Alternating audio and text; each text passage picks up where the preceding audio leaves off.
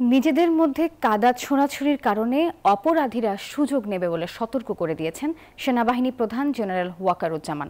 তিনি বলেছেন, দেশকে শান্তিপূর্ণ এক জায়গায় রেখেই সেনাবাহিনী ক্যান্টনমেন্টে ফিরে যাবে। কোনো অপরাধীকে বিন্দুমাত্র ছাড় দেয়া হবে না বলেও জানান সেনাপ্রধান। মঙ্গলবার রাওয়া ক্লাবে জাতীয় শহীদ সেনা দিবস উপলক্ষে আয়োজিত সভায় তিনি এমন মন্তব্য করেন।